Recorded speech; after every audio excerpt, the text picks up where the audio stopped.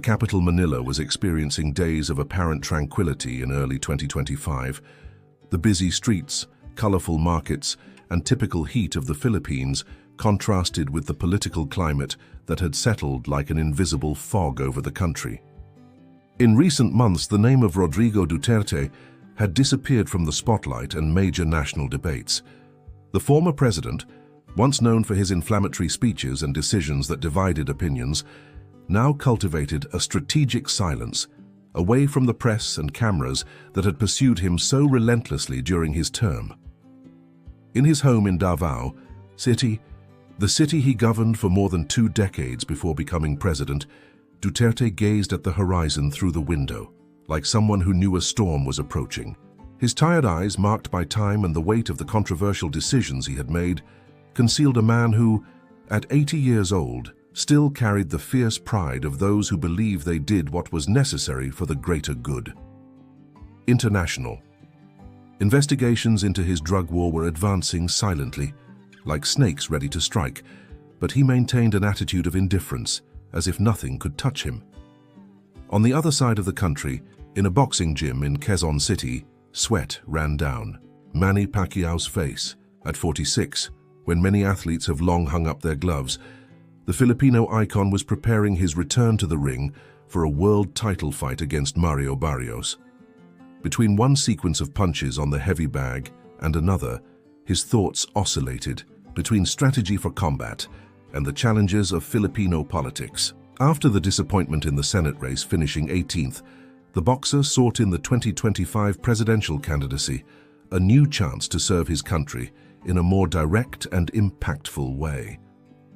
The paths of Pacquiao and Duterte, although geographically distant, at that moment remained intertwined by a common past and an uncertain future that was taking shape in the shadows of Filipino politics. While one fought for redemption in the sport that consecrated him and for winning the presidency, the other faced the weight of his own legacy, increasingly questioned by the international community. The silence of both concealed deep wounds that had never completely healed.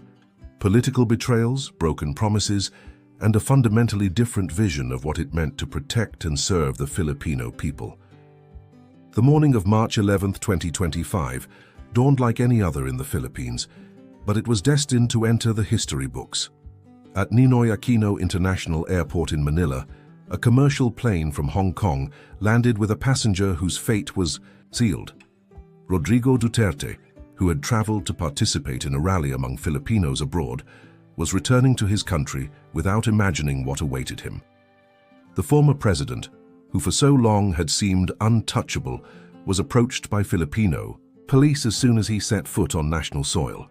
The arrest warrant issued by the International Criminal Court had arrived via Interpol, and not even the man who once commanded the country could escape.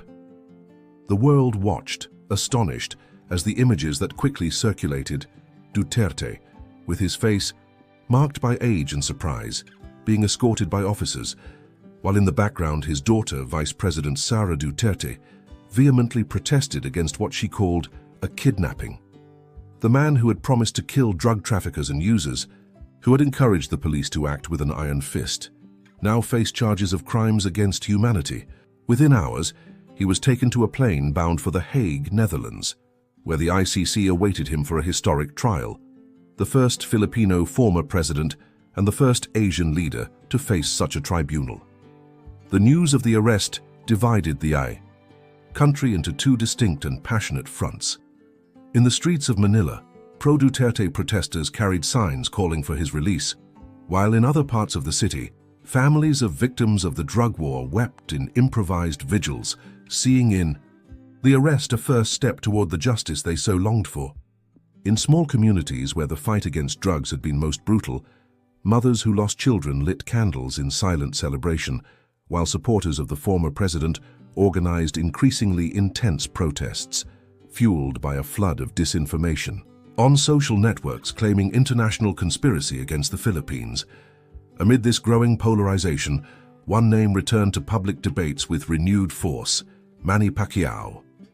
He, who had already openly criticized Duterte's drug war in the past, who had politically broken with the then president and followed his own path, was now sought by all media outlets to comment on the historic event.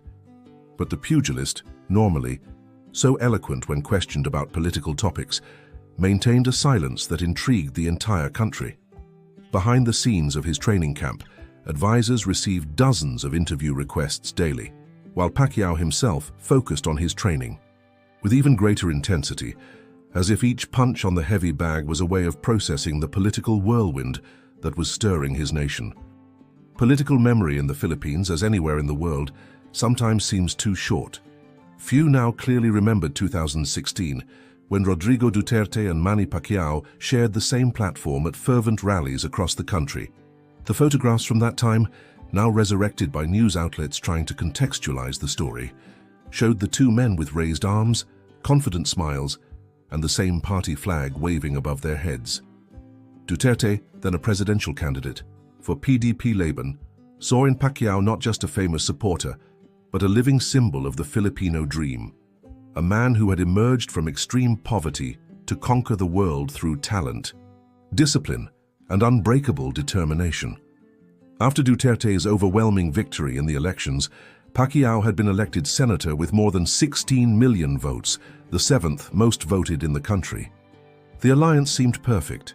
The boxer lent his charisma and popularity to the new president's political project, while the latter paved the way for Pacquiao to one day succeed him. For many analysts, the ring idol was the ideal political heir, a man of the people, with a clean image and the admiration of millions. The first months of that partnership were marked by mutual praise and shared promises to transform the Philippines into a safer, more prosperous, and more internationally respected country. But time has the cruel habit of revealing uncomfortable truths. As Duterte's drug war intensified, with growing numbers of deaths in police operations and by death squads, the first cracks in the alliance began to emerge. Pacquiao, a fervent evangelical Christian, began to be troubled by reports of summary, executions, and destroyed families. The distancing became public when the boxer openly criticized the Duterte government's weak response to Chinese aggression in the West Philippine Sea, a matter of national sovereignty that deeply touched Pacquiao's patriotism. The last straw came when Duterte, known for his intolerance of criticism, responded by questioning the boxer's intelligence and political capacity. It was at that moment that Manny definitively charted his own path, humbler, closer to the values he had always defended and mainly cleaner of the controversies that surrounded the government. While Duterte sank deeper and deeper into international controversies, Pacquiao turned to social projects, building houses for the homeless, financing schools in underprivileged areas, and keeping his image linked to sports and overcoming, not to institutionalized violence. That old alliance, now viewed in retrospect by political analysts, revealed itself as a marriage of convenience that did not withstand the clash of fundamental values about how to lead a nation. And despite the disappointment in his first presidential attempt in 2022, Pacquiao never abandoned the dream of governing his country differently, with compassion, justice, and respect for human dignity. The days that followed Duterte's arrest were marked by growing pressure on all public figures in the Philippines. Journalists surrounded politicians, celebrities, and community leaders, seeking statements that could feed the incessant news cycle about the historic case. Manny Pacquiao's silence, however, became increasingly deafening.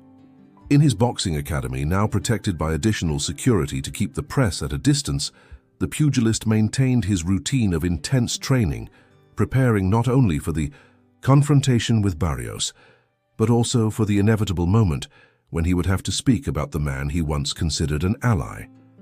Pacquiao's advisors worked tirelessly, filtering the countless interview requests and trying to protect the boxer from the media whirlwind.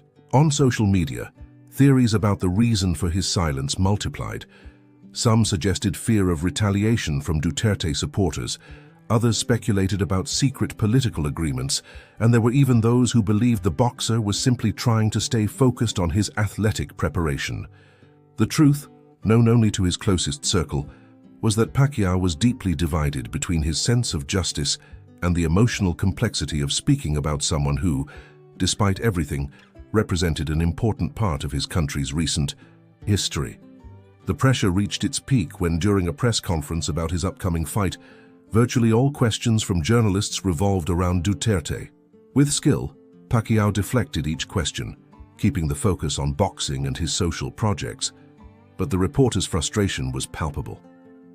Behind the scenes, his presidential campaign team began to worry about the possible political repercussions of that prolonged silence.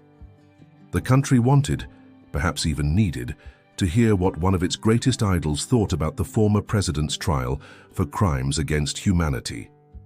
Between sparring sessions and meetings with political strategists, Pacquiao spent hours in deep reflection.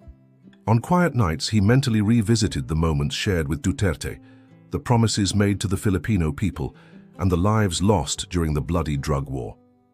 The decision to speak or remain silent was not merely political, it was moral and personal. As a man whose life had been built on the pillars of perseverance, courage, and integrity, he knew that sooner or later he would have to face not only Mario Barrios in the ring, but also the responsibility of positioning himself on one of the most controversial chapters in recent Filipino history. The moment came when no one expected it. On April 22, 2025, Manny Pacquiao was participating in a charity event for underprivileged children at a school on the outskirts of Manila. The event, organized by his foundation, aimed to inaugurate a library and sports court financed by the boxer. The cameras were there only to record the moment of charity, not for political questions. It was in this environment, surrounded by smiling children and grateful teachers, that a young, determined reporter managed to get close enough to ask the question the entire country wanted to ask. What did he think about Rodrigo Duterte's arrest and the trial at the International Criminal Court? The school gymnasium, until then filled with children's uproar, fell into a sudden silence. Pacquiao's advisors tried to intervene, but the boxer made a subtle gesture indicating he would answer. With his eyes fixed on the children who watched him with admiration, he began to speak in a calm and firm voice. His speech was brief, unscripted and unrehearsed, but loaded with something the entire country immediately felt: truth. He stated that no man was above the law, that justice should know no borders, and that respect for human life needed to be the foundation of any society that claimed to be just and developed. The words that resonated most, however, were those that concluded his statement. With a contained emotion that made each syllable even more powerful, Pacquiao looked directly at the cameras and said that it was not about political revenge or international persecution, as some alleged. It was simply about justice.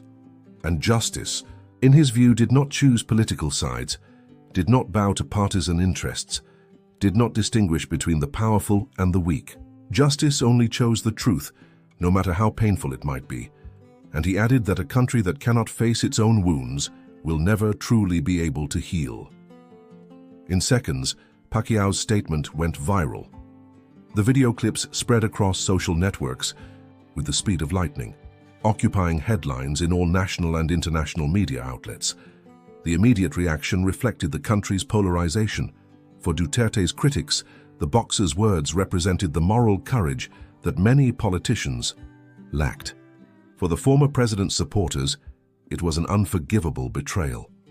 But beyond the inevitable division, something different began to emerge in online discussions and street conversations, a silent recognition that, perhaps for the first time, since Duterte's arrest, someone had managed to capture the complex feeling of a divided nation without resorting to inflammatory rhetoric or political opportunism.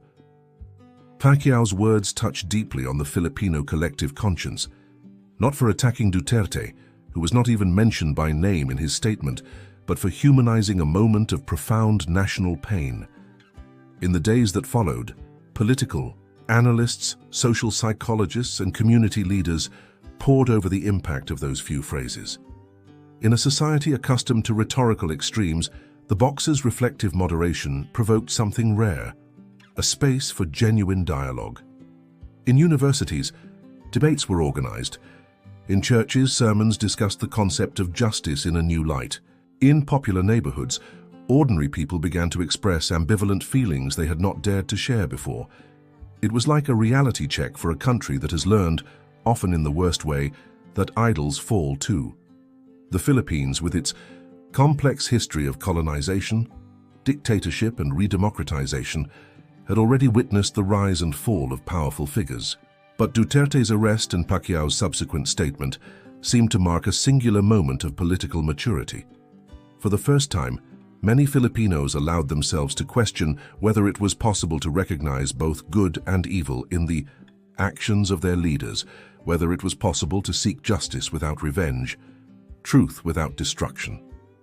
That day, Pacquiao was not fighting with his fists against an opponent in the ring. He was fighting with words for the soul of his nation. The impact on electoral polls was immediate and surprising. The 2025 presidential race, which until then had seemed like a minefield of mutual accusations and empty promises, gained a new tone. Pacquiao's popularity, which was already considerable, soared among independent and moderate voters. Even those who disagreed with his specific political positions recognized his moral courage. Curiously, some of Duterte's most fervent supporters also expressed reluctant respect for the boxer, acknowledging that, unlike many opportunists who emerged after the arrest, Pacquiao had always been consistent in his criticisms and values, even when it cost him his political alliance with the then president. The international media, which followed Duterte's case with intense interest, also turned its spotlight on Pacquiao's positioning. Respected publications around the world analyzed how a boxer without formal education had managed to articulate such a complex national sentiment so effectively. Some compared his trajectory to that of other athletes who became influential political figures such as Nelson Mandela, who used sport as a platform for messages of national reconciliation. Pacquiao's image, already global for his achievements in the rings, now gained a new dimension, that of a man who, born in absolute poverty, fought not only for world titles, but for his people's right to confront painful truths and seek a more just future. May 2025 revealed the true impact of Pacquiao's words. While intensifying his training for the fight against Barrios scheduled for July, the boxer observed how his statement had triggered a wave of deeper reflections among his compatriots. Throughout the country, from universities to popular markets, discussions about justice, responsibility, and the national future gained new dimensions. Human rights organizations reported a significant increase in the number of families of drug war victims who now felt encouraged to share their stories, inspired by the courage of a respected public figure who had broken the comfortable silence. Political analysts began to study the phenomenon they called the Pacquiao effect, the ability to transcend extreme polarization through measured and authentic words. Even Duterte's staunchest supporters reluctantly recognized the boxer's moral consistency, who had never wavered in his principles, even when it cost him valuable political alliances. In electoral polls, his presidential candidacy gained strength, not only among his traditional electorate, but also among young university students, urban professionals, and independent voters seeking an alternative to the cycle of extremist rhetoric that had dominated Filipino politics in recent years. Pacquiao himself, however, remained disciplinedly focused on his athletic preparation. In rare public appearances, he avoided questions directly related to the Duterte case, preferring to talk about his social projects and his proposals for the future of the Philippines. This stance was not seen as evasive, but as additional proof of his integrity. He had said what needed to be said at the right time and now let his words speak for themselves. His advisors noted that, after the statement, the volume of donations to his charitable foundations had increased significantly, including contributions from people who previously identified themselves as critics of his political ambitions. Meanwhile, in The Hague, preliminary hearings in the case against Duterte advanced under intense international media coverage. Testimonies from family members of victims, repentant former police officers, and human rights experts painted a devastating picture of the drug war. The former president, in turn, maintained the defiant posture that characterized him, refusing to recognize the legitimacy of the court and insisting that his actions had been necessary to protect his country from the scourge of drugs. The division of opinions among Filipinos persisted, but something subtle had changed. Even among his most loyal supporters, questions arose about the human cost of policies that were previously defended without hesitation. The shadow of Pacquiao's words that justice does not choose political sides, only the truth, hung over each new revelation, each new testimony presented in the International Tribunal. As May 2025 came to an end, two distinct paths were being drawn for the central figures of this story. Manny Pacquiao divided his time between intensive training for his July fight against Mario Barrios and the commitments of his presidential campaign. Less than a year from the elections, polls showed a growing advantage for the boxer, driven not only by his legendary sports career, but mainly by the political maturity demonstrated at a critical moment for the nation. His personal narrative, the journey of the boy who sold bread on the streets to survive and became a boxing legend, a respected philanthropist and now possibly the next president, resonated deeply with an electorate tired of polarization and yearning for authentic leadership. In The Hague, the process against Rodrigo Duterte methodically advanced, with the prosecution's evidence presentation phase revealing painful details about extrajudicial executions, destroyed families, and communities traumatized by the drug war. The former president, sitting impassively in the dock, watched everything with the same defiant countenance that had characterized him during his term. But attentive observers noticed moments of human vulnerability, a lost look, a contained sigh, a subtle tremor in aged hands. Beyond the legal accusations, what was being judged, there was a vision of governance, a philosophy of power, a particular conception of order and justice. In the Philippines, the population followed both developments with mixed emotion. News programs daily transmitted updates from the International Tribunal, interspersed with images of Pacquiao's training and his appearances in underprivileged communities. This juxtaposition did not go unnoticed. On one side, the man who had promised to clean up the country with methods that were now being judged as crimes against humanity. On the other, one who offered a vision of leadership based on compassion, hard work, and respect for democratic institutions. The contrast could not be clearer, and for many Filipinos it represented a fundamental choice about the future of their country. Since his initial declaration about justice, Pacquiao had not spoken directly about the case again, but he didn't need to. Because when a fighter speaks from the heart, the silence that follows screams louder than any punch.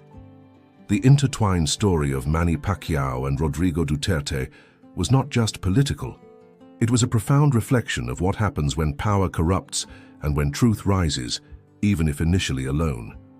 It was a lesson for history about how nations face their collective traumas, how peoples process the fall of figures once seen as untouchable, and how sometimes the most authentic leadership comes not from grandiose speeches or extravagant promises, but from simple words pronounced at the right time, with the force of personal conviction.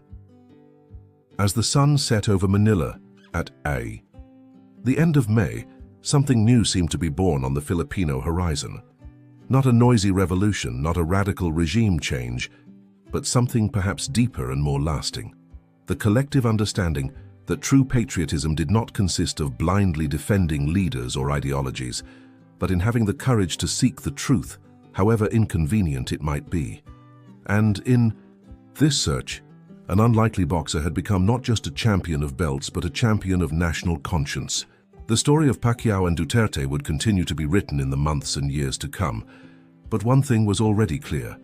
Words can have as much impact as fists, and sometimes the greatest act of courage is simply telling the truth when everyone chooses the comfort of silence. If you enjoyed this story, don't forget to leave your like and subscribe to our channel.